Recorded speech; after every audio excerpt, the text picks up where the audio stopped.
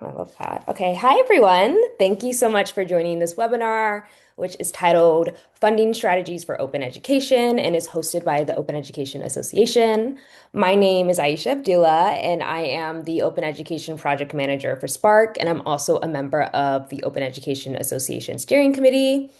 So, before we get into this very timely and needed subject, I just wanted to spend a little bit of time giving a little bit of background about the Open Education Association, which launched late last year. So, it is a national membership organization for people working to transform education through open resources and practices. We have been focused on really laying the groundwork for a coordinated and sustainable future for open education by building infrastructure, relationships, resources, and programming that strengthen collaboration and expand access to knowledge for all.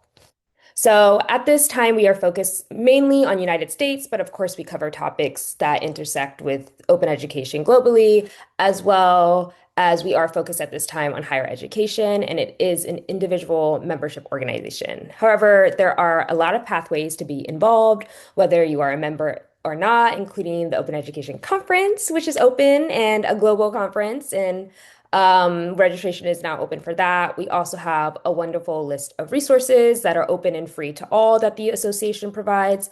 And then, of course, webinars like this one that are open and made public for everyone. So we encourage you to visit our website to access all our upcoming events, our published community resources, and learn more about how to become a member. And that is obviously a very quick overview of the association. But if you would like to learn more and hang out with me for 30 minutes, I encourage you to register for our information session that's occurring in 2 weeks, where it will be dedicated time and a space to just walk through what the association is, our background, what we do, what membership looks like. So if you have the time and if you'd like to join me, I would love to discuss it with you. So I'm going to share all those links in the chat with everything that I mentioned. All right, so moving on to the main event. This webinar is about 90 minutes long. The first half will be a presentation, and the first 30 minutes will be a presentation, and then the next 30 minutes will be joined by a few amazing panelists. And then for the last half hour, we're actually going to turn the recording off and just have some like informal discussion amongst attendees, panelists, presenter. Um, so the first 60 minutes will be recorded and posted. If you are here, then you will receive an email with that recording once it's live. But like I said earlier, the informal discussion will turn the recording off so you guys can really feel comfortable to speak freely. So with that, I am going to pass it over to our presenter, Cailyn, to introduce himself. Hi, my name is Cailyn Nagle. I'm the Senior Program Manager of Open Educational Resources at the Michelson 20 Million Minds Foundation. I am also a member of the Open Education Association. I was thrilled to join like the open membership call, and I am so proud to be part of this community. So a little bit about myself. While I work in a funding role now, I've filled many different positions and taking on many different funding roles over the course of my career. Everything from running grassroots fundraising offices with up to 45 people knocking on doors to raise money for environmental campaigns, to member-based drives to help students build an organization that was student funded and student led, to major gifts where I sat down with individuals and asked them to make larger contributions to things they cared about, and managing a large grant from a foundation. I'm now in a different space, but I'm still in the funding universe, and I think it's incredibly important that um, we share these skills amongst our community because we need as many resources as we can muster to support the fantastic work that's going on internationally on this issue. So let's talk a bit about what we're going to talk about. Um, Perfect. So, in this first 30 minutes, I want to talk a little bit about zooming out. Um, Before you even get started fundraising, some things to think about. Most of this presentation is going to be focused on foundation-based fundraising. So, asking for grants from both public and private foundations. And we're going to talk a little bit about what are foundations, what kind of forms do they take, and kind of just get you the 101 so we can start that conversation. Some key principles, so three things to consider when you are working with funders to support the work that you're doing, and then moving into a Q&A and then an open discussion. So, before you even get started fundraising, I encourage you to come up with a plan. That plan should always start with the thing that you want or your goal. I'm a big fan of the SMART goal model. So, a SMART goal is something that is specific, measurable, uh, ex applicable, uh, and then time bound as well. So you want to make sure that you have specific numbers. When do you want to do it by?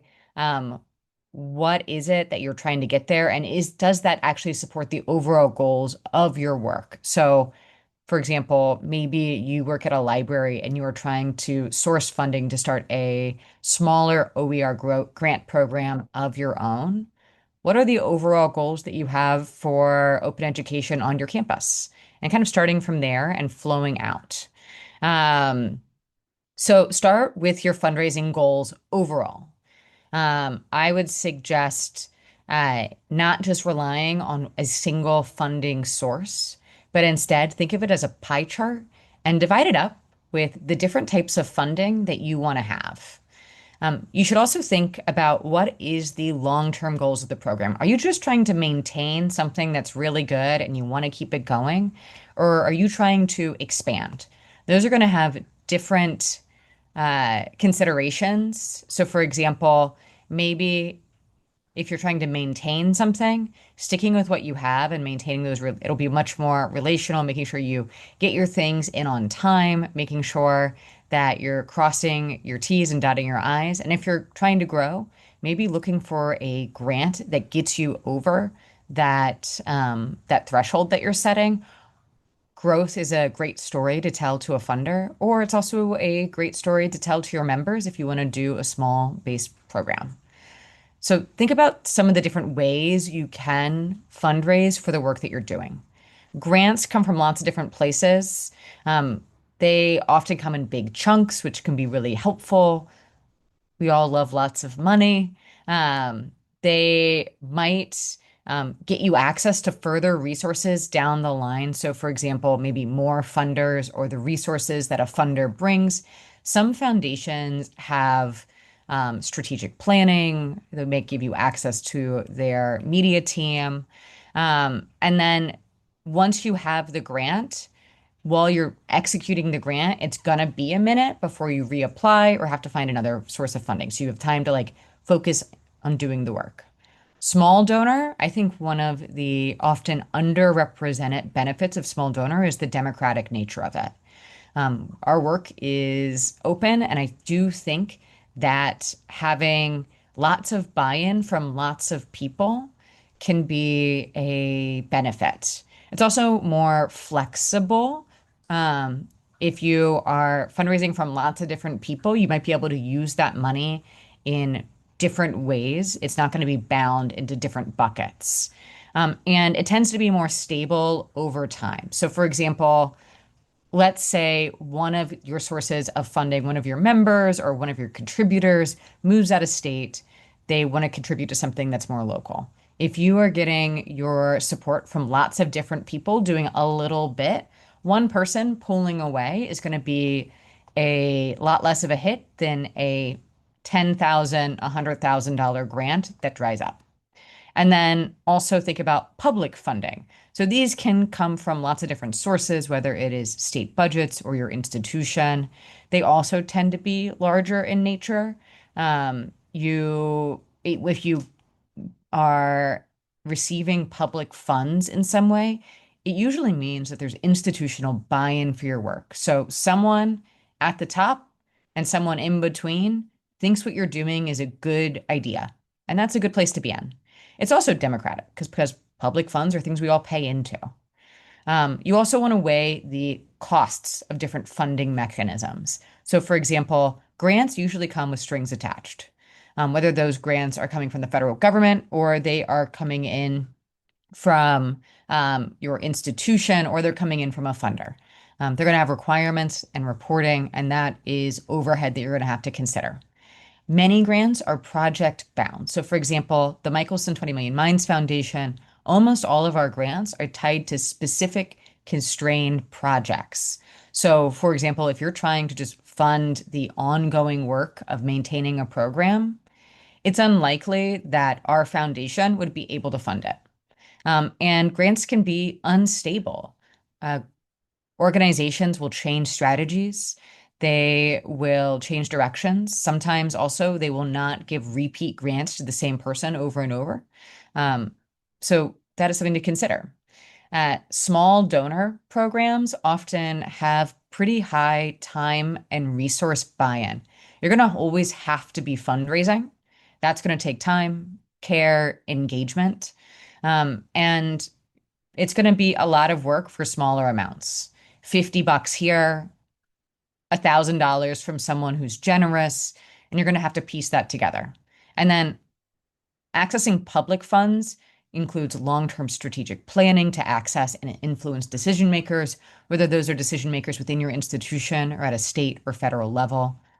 There are often political challenges, whether those challenges political or interpersonal for at an institution, or maybe you're going to have to build a coalition of people who don't agree on a lot of things, but you have to get them to agree on this. And then public funds also have reporting and transparency restrictions. Um, think also about when you're building out that plan, what are the resources you're bringing to the table to kind of fill out that pie chart? Um, for example, does your institution have grant writers that you can work with? Do you have a lot of time? Do you have a base of people that you could ask money from? Do you have a place to put a donate button? What are your skills and strengths? There are people who are phenomenal storytellers. That is a strength. There are people who are incredible data managers. That's a huge strength, particularly for building out lists of people that you might want to ask to support your work or foundations. Um, what if you did something novel, like worked with your alumni fundraising network to ask alumni to support the work you're doing? I'll be honest, as a University of Georgia graduate, I am unlikely to donate to the university if they called me and just said, "Hey, will you give us money?" But if University of Georgia called me and said, "Hey, we're working to make textbooks more accessible for students. Would you donate to that fund?" I would donate. Um, all right, so let's talk a little bit about next steps. So, grants specifically. Grants can come from a few main buckets. The one is the government. Um, like it was mentioned earlier, there's the Federal Open Textbook Pilot Program. There are institutional grants. So, for example, some of y'all might give grants to faculty and educators within your institutions. Some of you might receive grants from other aspects of your system. And then there's philanthropy, which is what we're going to be spending most of the time here talking about. These are function in pretty different ways, and you find them in pretty different ways. Writing for a government grant tends to be pretty different than writing for a foundation grant. And the level of reporting and requirements and the time levels that you're working on are going to be pretty different. So that's something else to consider. So let's zoom in a little bit on philanthropy. So there are lots of different types of philanthropies. There are corporate philanthropies that many of us are probably aware of, organizations like the Ronald McDonald House. Um, these are organizations set up by a specific company to have social impact that they care about. There are also community foundations. So these are pooled resources from specific communities that are then um, granted out to organizations within that community to support projects. So, for example, I could choose as an individual to donate to the California Community Foundation. Organizations and for-profit businesses will also donate to these foundations. So it's a big mix of where these funds are coming from. and they tend to donate locally. There are faith-based organizations. The Mother Cabrini Health Foundation is a very large Catholic foundation. The UJA Federation of New York is one of the largest foundations, and it is a Jewish-based foundation. So they tend to give according to the values of the faith that they're representing. Some of them could be even interfaith and looking for spaces of collaboration. And then there are family foundations. So the Michelson 20 Million Minds Foundation is an example of a family foundation. These are philanthropies that are um, that represent a specific family and the goals and the aspirations of that family. Some of the most familiar of these would be the Bill and Melinda Gates Foundation, the Chad Zuckerberg Foundation, the Walton Family Foundation, the Carnegie Foundation started as a family foundation. Um, and so these are some different ones that to look for. There are other types too. There are social impact foundations that usually also look to get something back. So they might lend money or look to turn an organization into a self-sustaining fund. And that's kind of a newer place. So this is just kind of a lay of some of the land. And this isn't inclusive of all types of philanthropy. So when you're looking to fundraise from philanthropies, the three things I want to focus on is doing your research. Remembering that grants are about people and always coming back to your strategy. So let's start out. I think research is first, or it might be strategy. We'll see. Yes, build a strategy. This is good. So you should always know why you're doing something before you ever start work doing it. And it should fit into your larger goals and strategy that you have for your program overall. It should not be like a standalone thing or, hey, wouldn't it be neat to get a grant? It's a lot of work. It should fit into what you're wanting to do overall. So I would recommend, again, to set numerical and time-bound goals and then work backwards from your time for those. For example, some of the numeric goals you could set for yourself is just even building a list of philanthropies that you think could be interested in the work that you're doing locally. So you could say, for the first quarter of this year, I want to have a list of 30 philanthropies in the Northeast of the United States that I think would intersect with our work. That's a lot of work in and of itself. And setting that research goal kind of would put you on a path to being in a better place.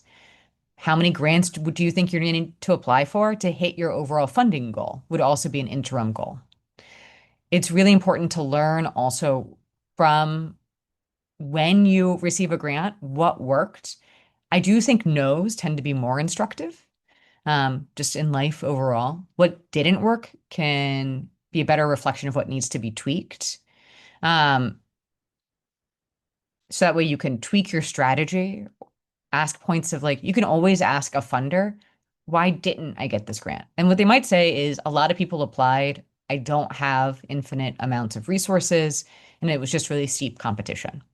They might also give you very specific feedback to work on. Anything from, I think that this grant better aligned with the goals of our philanthropy to, um, I was worried about the long-term sustainability of your program. And I wanted to make sure that we were funding a program that had a long-term future. There are also ways that you can partner with foundations beyond grant making. So, for example, one of the things that we've done historically at 20 Million Minds is when we sponsor the Open Education Conference, we will work to bring educators and students with virtual passes. We'll also invite grantees and community members to panels or to conferences alongside us to talk about their work. We've also partnered with organizations and given them access to things like our media team and our media resources to support their work. So even if an organization may not be able to give you a grant, there might be useful things they can do to support the programs that you're running. Maybe the other thing they could do is say, hey, we're not a good fit, but my colleague over at this other foundation might be. Um, and then remember that grants should be part of your strategy, but not the strategy. I've spoken to a lot of people who are like, if only I got a grant, everything would be better. And I totally sympathize with that as someone who has been on that grant seeking side. But grants should be part of something and they're likely not going to be the answer to something.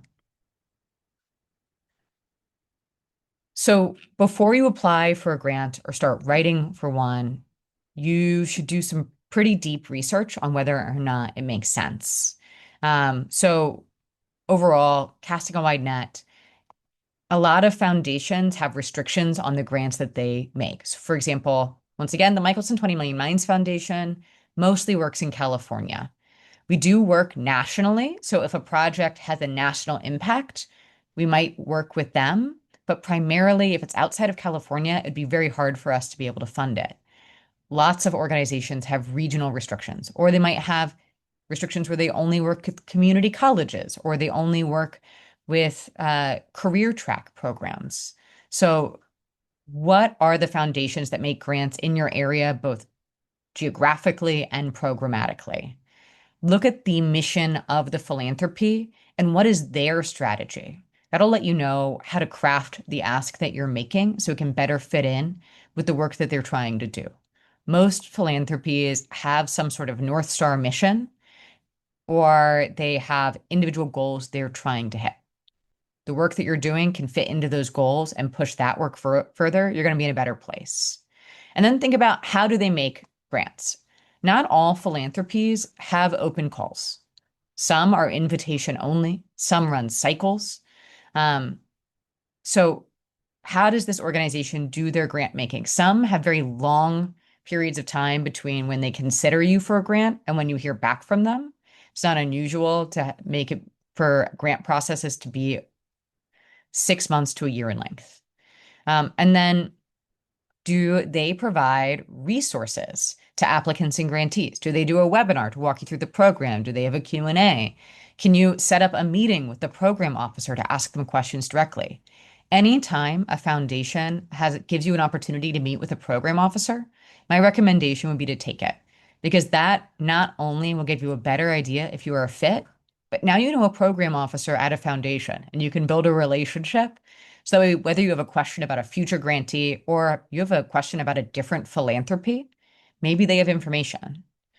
And then what kind of requirements do their grants have? Some funders have incredibly strenuous reporting requirements. If you're not able to spend the administrative time to meet their requirements, that's something to know. Or if you're going to have to set apart some of your time to meet those requirements, that's also something to know. Um, so these are some things just to start you in your research. And then finally, grants are about people. Everyone involved, it comes back to the human element. You talking to a program officer to serve the community that we're all working in. These all have incredibly important human elements. So one of the things, once again, if you have the opportunity to meet with a program officer, even if you don't think your grant is a good fit, it might just be worth it to sit down and be like, I really just want to learn more about your philanthropy and what you're trying to do.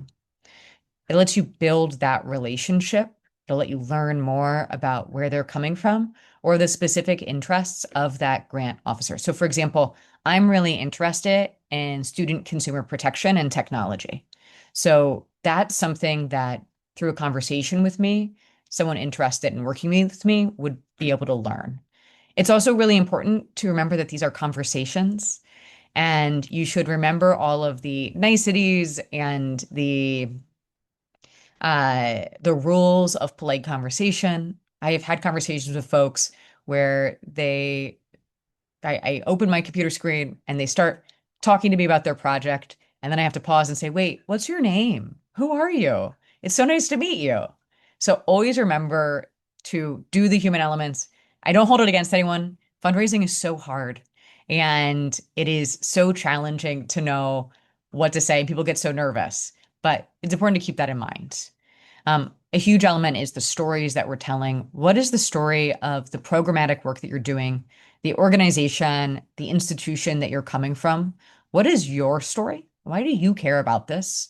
Are there stories from impacted faculty, educators, students that you could uplift? Do you have different versions of these stories for different audiences? The story that you tell me will be very different than a story that you are telling someone at a philanthropy that's much more involved in racial justice, that is much more involved in K through 12 or transfer student support, or a institution or a philanthropy that is much more focused on a hyper local region. So if there was a philanthropy that only funded work in San Francisco, you'd want to really lift up San Francisco in that work. Um, and then also your elevator pitch. Let's say you go to a conference, you find out you're sitting next to a programs officer for a foundation. Having a version of that story ready to go for that moment is an incredible resource to have in your pocket. Lead with your people and the impact that you're making. Um, I know that I'm a huge nerd and I can get really into the data. That's an important element of the story. Lead with the people.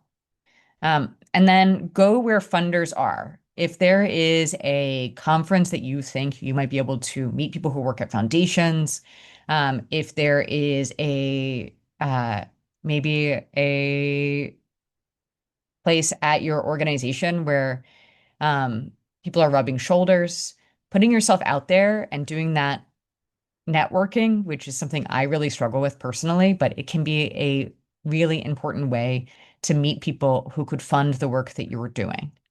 So go to where the funders are and have your elevator pitch ready and treat everybody like people.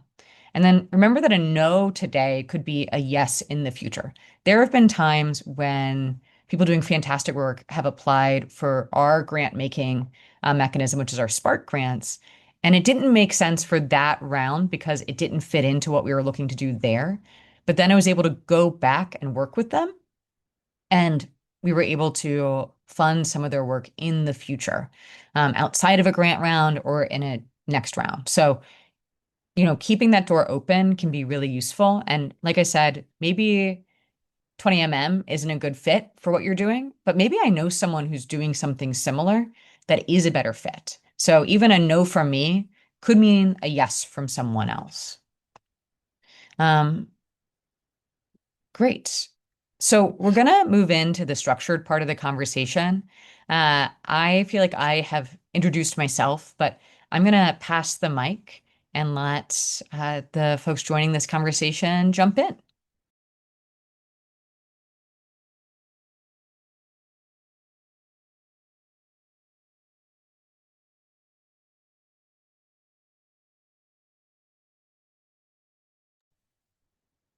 I can get us started with introductions.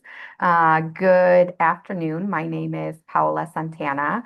I serve as the director of the Glendale College Foundation in Glendale, California, where I have, in my role, I support fundraising across the college for many different initiatives from basic needs to student scholarships, programmatic support for our programs in academic departments and divisions, and our Open Educational Resources Initiative.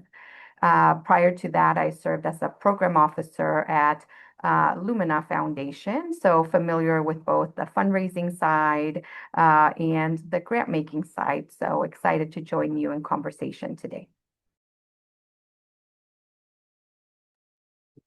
Happy to jump in next. Thank you, Paola and Cailyn. My name is Amber Angel. I'm a program officer at ECMC Foundation. We're a national funder for post-secondary education. I'm based in Los Angeles. I've been with the foundation for about 4 years. We have a kind of national North Star to eliminate completion gaps for underserved students. I oversee a portfolio that's dedicated to parenting student success.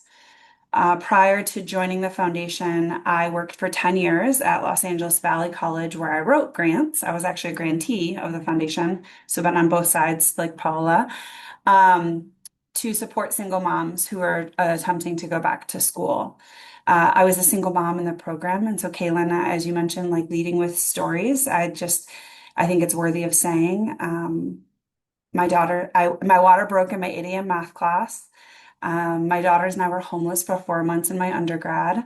I've lived this life, and I'm here because I had programs and foundations that cared a lot about this work. And so it's a very full circle moment for me to be in this position and to get to talk with you all today. So thank you for being here. Um, Thanks, Amber. I'll kind of wrap us up with introductions. I'm Amanda Herford, and I work for PALNI. PALNI is a library consortium. We are the private academic library network of Indiana, and we support 23 private colleges and seminaries across all of Indiana. And my work as scholarly communications at PALNI covers lots of different areas. I oversee our publishing program and our repository program and our affordable learning program, which is so near and dear to my heart. Our program is an example of an organization or a program through an organization that has been successful in receiving grants to support the work that we're doing. And with the work that we're doing, we provide faculty stipends, focusing on writing reviews, redesigning courses, publishing OER, and doing open pedagogy, and also professional development and shared services across our libraries. So I'm happy to be here today. I see lots of familiar names and faces, so thank you for inviting me to be part of the panel.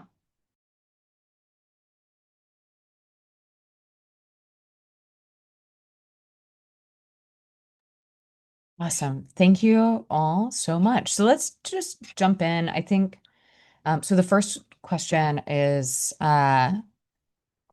what does a strong proposal look like from a funder's perspective? And what are some of the common mistakes that y'all have seen?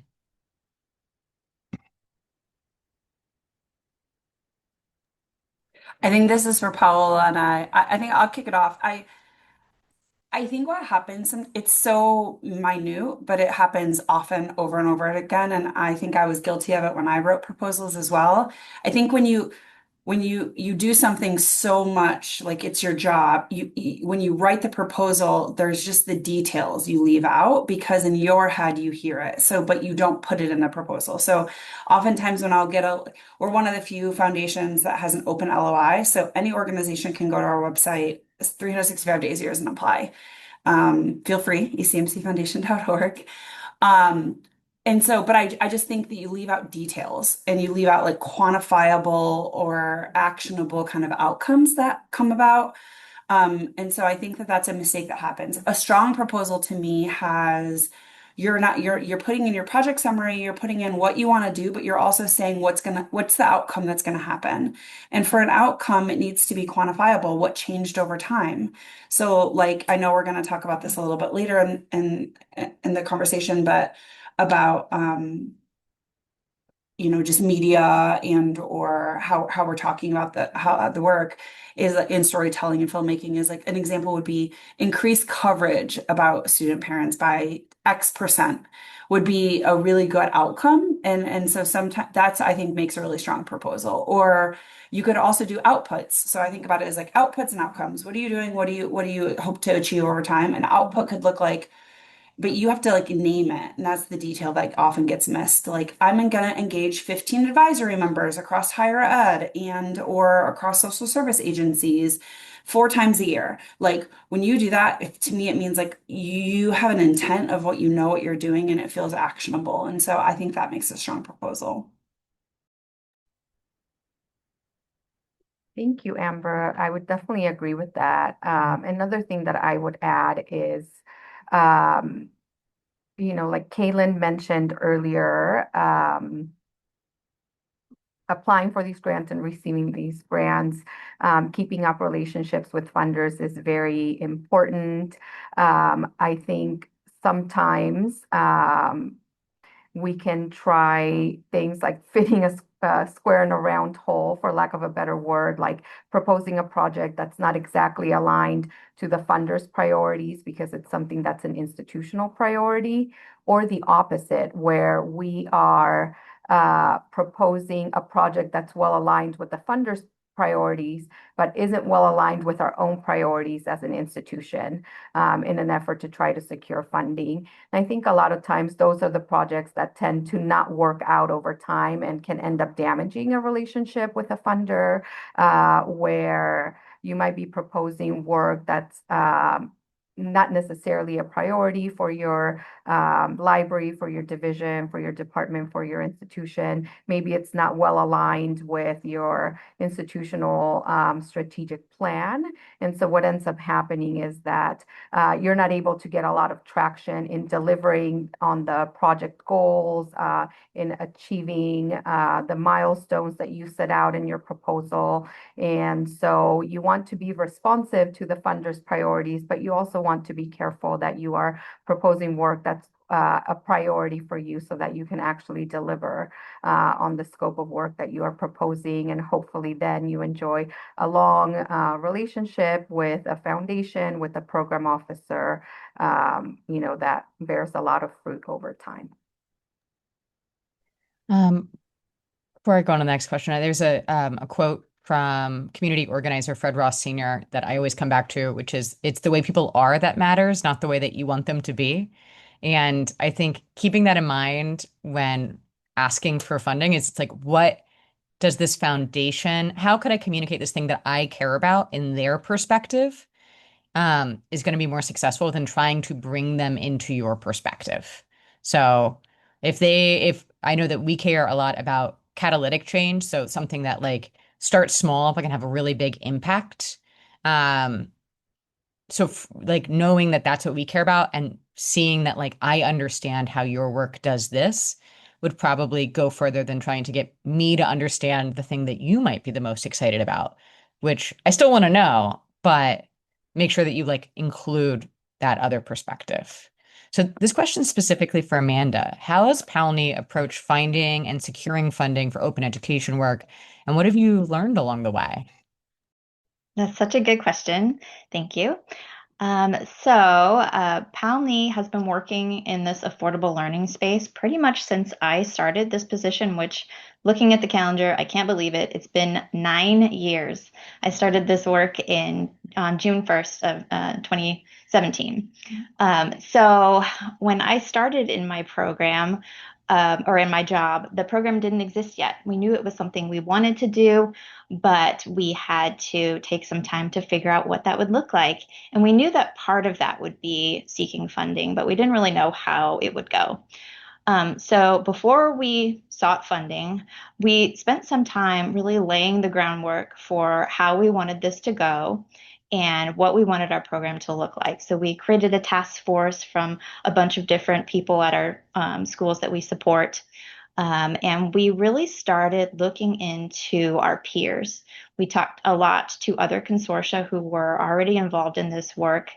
And we kind of made a list of common activities and successful activities that affordable learning programs were engaging in across consortia. And we also did a lot of work to gather local data. As we all know, there's been lots of great surveys out there seeking to define the need to address affordable learning and identifying some of the negative impacts that the high cost of textbooks can have on student success. So we ran a survey like that locally, so we didn't just point to national data or data from public institutions, but specifically from our institutions, really illustrating the need for a program like this. And we also surveyed faculty as well. So we had that kind of core idea of the work that we wanted to do and the need for that work. So after we laid that groundwork and got started with some of those activities, some of the things that we learned from peer consortia were that we should join the Open Education Network, that we really need to have a core group of champions to get together and get the word out about affordable learning, and things like creating a repository. We started doing some of those activities and really understood the need for funding if we wanted to be successful going forward and to be able to make this a robust strategy.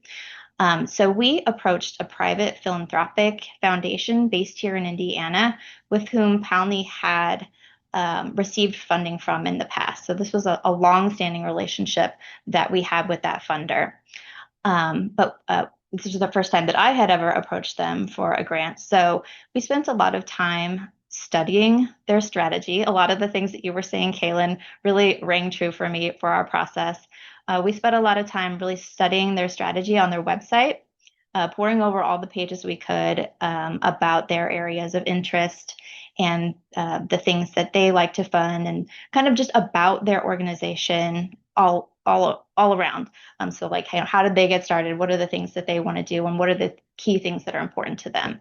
So we looked a lot at their website and figured out how our program could meet their areas of interest. And they had goals around education, community development, and religion. So we spent some time thinking about, how can we tailor our strategy to those areas of interest. And we also looked really closely at the process to submit a proposal. And this is actually something that I wanted to mention as far as like things that people commonly or mistakes people commonly make is not looking clearly at the requirements for submission. So don't skip any steps or leave out any elements. So we had conversations with the funder ahead of time to introduce the idea before we formally submitted our proposal. And we were successful. In 2019, we received a grant for $500,000 to support our program over 5 years. And we're now actually in the third round of our program. And we've learned so much over the years. A few things I wanted to point out are things that Amber and Paula have also addressed, and that's really the importance of a good proposal structure, identifying the needs and the goals and the activities and the outcomes ahead of time, and then also the importance of well-structured reports to illustrate impact. Building in adequate staffing is incredibly important. And then also, if you are going to be asking for continued funding, you really do need to refresh your strategy with each grant cycle. So you can't just keep asking for more money to keep doing the same thing. You really do need to think about creating new goals based upon what worked in the past and current trends and future challenges. So I'll go ahead and pass for the next question. So yeah, I love the level of thought into like adjusting and like the long-term sustainability of the work that y'all are doing. Can I Um, add one thing, Cailyn? Is of that course. okay? Yeah. Amanda, I really appreciate that you mentioned the importance of good reporting. Um, and being able to tell the story of the impact that you're having with the resources that you were able to secure. And I think one thing I would add is that, the relationship with the program officer is not just reporting at the end of the grant period, looking back what you achieved over the last year, but I think you can cultivate a relationship more effectively by not necessarily even having formal check-ins, but by sharing information of different milestones that you're achieving throughout the course of the grant. If there's something that happened related to your grant, we're fortunate enough to have a grant with 20 Million Minds Foundation, and recently we hit a milestone of our students having saved $10 million in textbook costs through the adoption of open education resources. So that's something that I shared with a lot of our funders who are funding our OER work and others that aren't, just because it's important to celebrate those milestones, but also to keep the folks that are funding your work informed, not just at the end. That was such a cool email to get. Immediately in the Slack channels, everyone heart reacting. So yes, I second all of that. So the next questions are for any of the panelists to chip in. So beyond direct grant making, can you share some ways that a funder has been beneficial in strengthening your program, or from the funder perspective, if there were like outside of funding ways that you were able to partner with the community?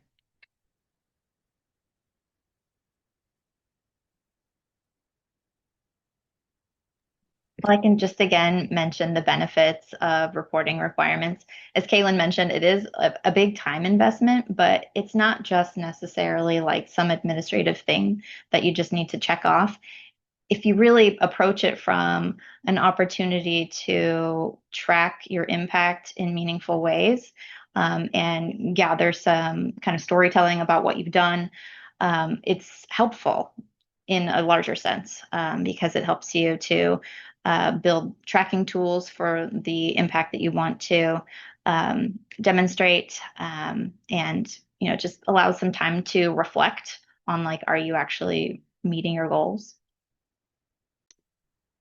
I'll just share. So I mentioned I've been at the foundation for 4 years, and one of the first grants or investments I made was actually in Michelson 20 to create a California student parent funder collaborative and to partner with other funders in this space, if, in the state of California in particular.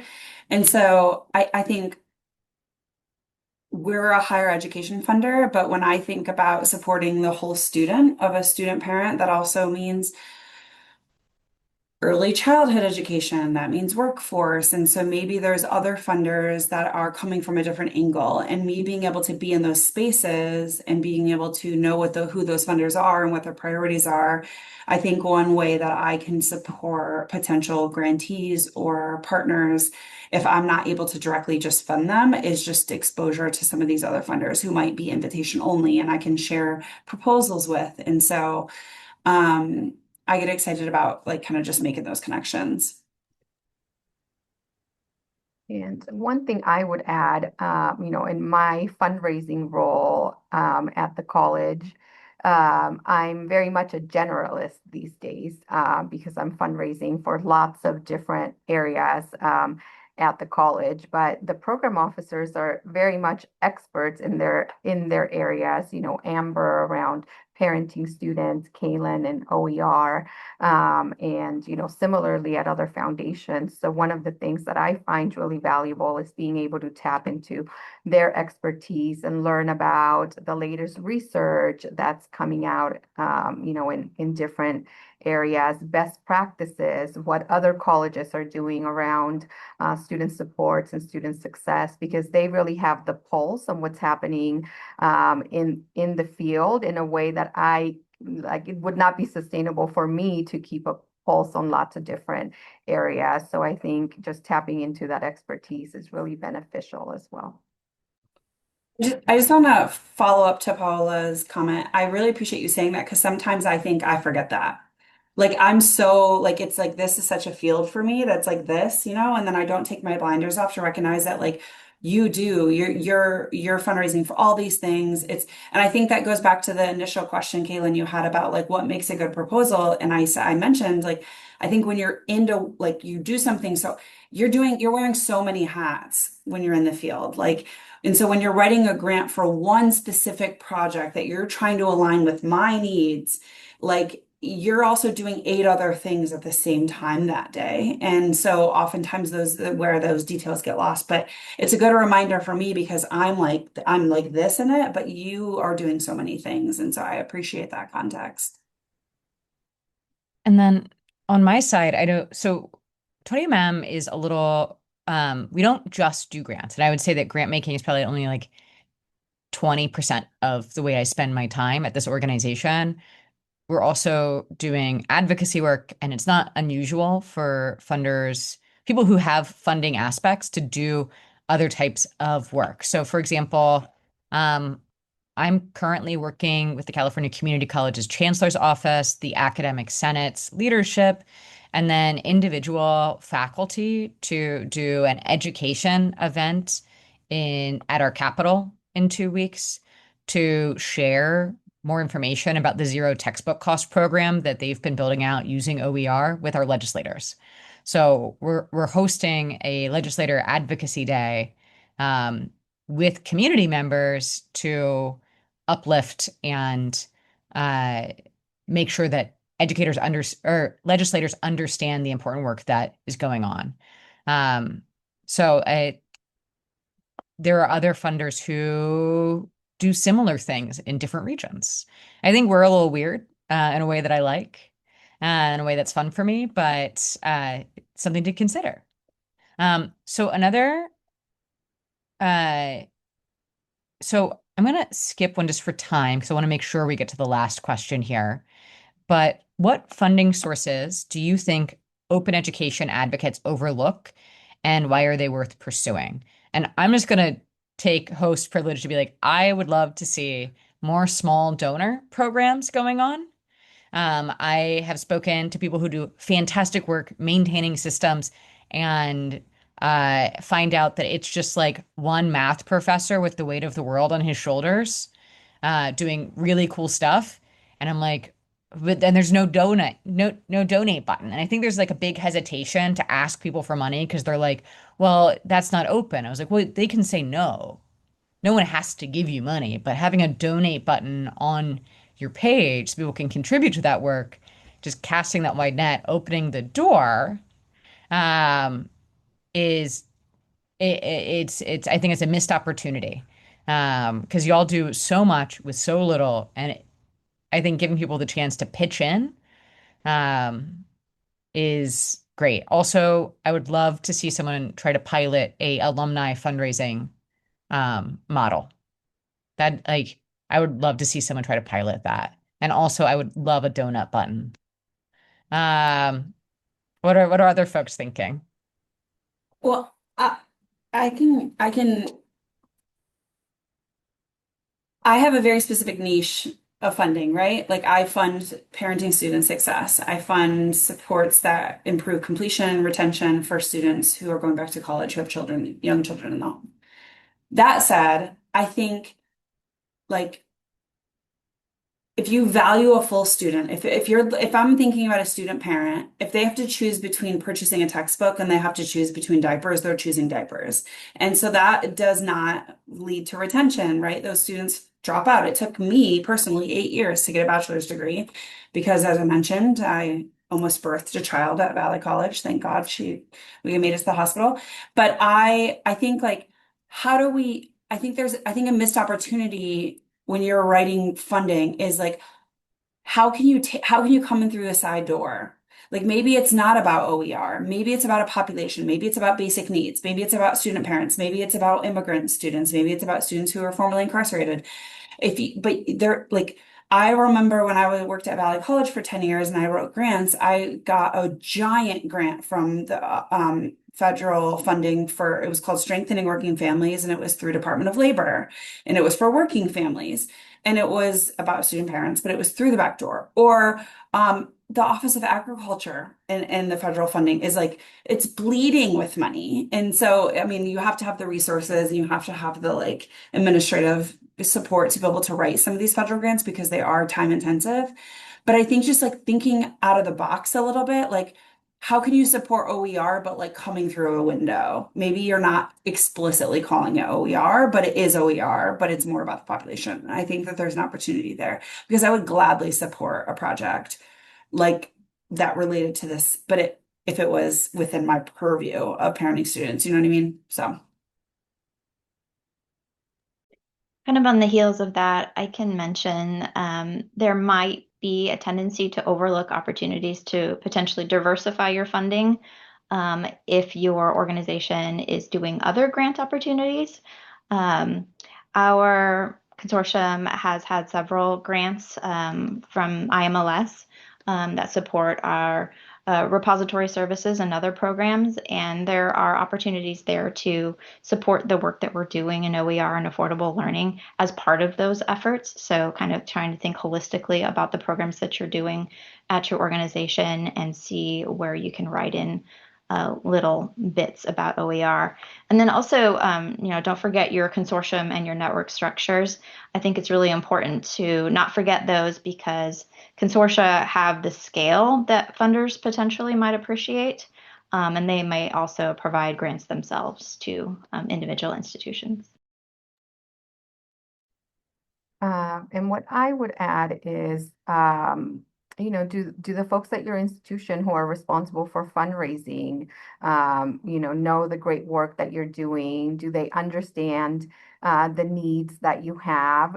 They're interacting with donors, they're interacting with foundations daily, and unless they know that you need funding for a specific project, they can't advocate for your needs. So I would say maybe practicing that storytelling with the folks at your institution, might be a good starting point.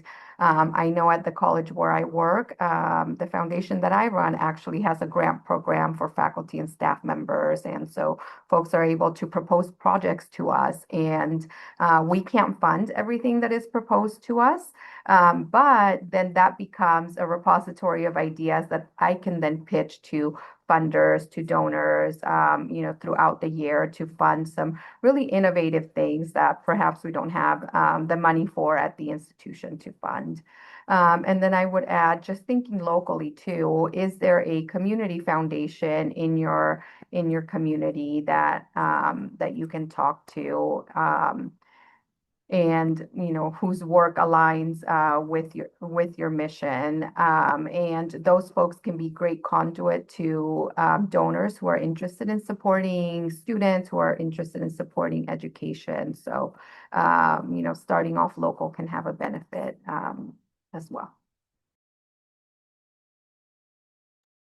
And then the last question for us before we open it up to everyone is what's one piece of advice you could give to someone who's just starting to look for funding for their open education work?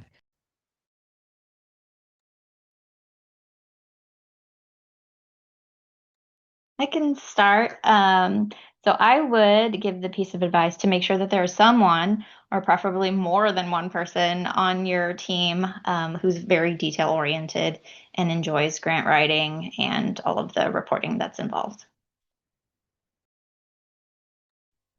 I'll piggyback on that. And I think this is maybe a personal thing. I can't speak for all program officers, but I know, so at ECMC Foundation, again, I lead our student parenting work.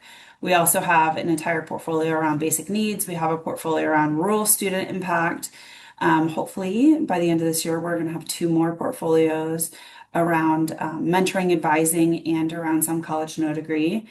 And I would say that every one of those program officers feels the same way I do, which is lead with student stories too. So every grant that I fund is required to have student parents as part of an advisory group, and they're paid for their time, same way as an expert that you would hire as a consultant.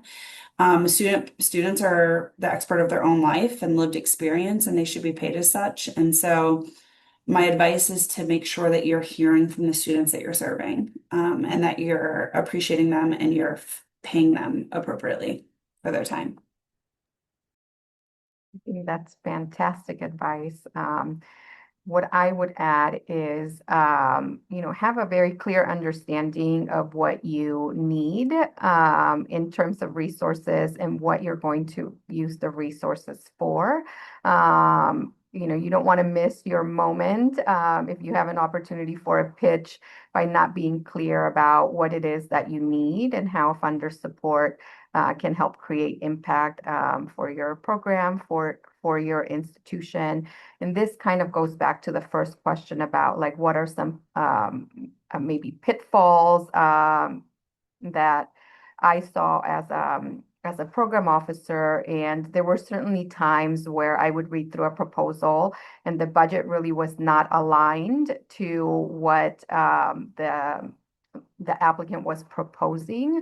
We all have to fund like we have to fund overhead. And a lot of times the money that you have on hand doesn't necessarily align with where the need is. And so I could tell that very clearly sometimes looking at the budgets for proposals that I received, that were not well aligned to the activities. So I think having a good sense of like what you actually need money for and how that money would be spent is really important. And then before we open it up, I think my piece of feedback, because I totally agree with Paula's statement and like fitting that into like your overall strategy and setting goals and making sure that it's like part of a plan rather than like a one-off activity is something you can do is have someone read your grant proposal that's outside of your program. So, maybe you have a colleague who works in a different part of the institution, or maybe you work in a library and you have a colleague that works in advising. So maybe you have a similar language, but they don't know the same stuff you do. And then have them read your proposal to make sure that it's understandable to someone who's not enmeshed in your world. They'll help you catch your acronyms. This is doubly true if you use AI to help you write. I have found that people who use a lot of AI to help them write kind of get AI immune to like seeing that. And like, oh, they don't recognize when it's like very obvious that someone's done that. So having someone else check your work that can give you an honest perspective and isn't enmeshed in your work is just good for copy editing. It makes sure that your stories are there and that it's compelling. So we're gonna open it up to everyone. Um, if I know that some folks might have to hop. Thank you so much. I really value you being here. If you have any questions, if you want to follow up on something, feel free to reach out to me. Uh, but also, if folks want to put questions in the chat, we can talk about them uh, with the panelists.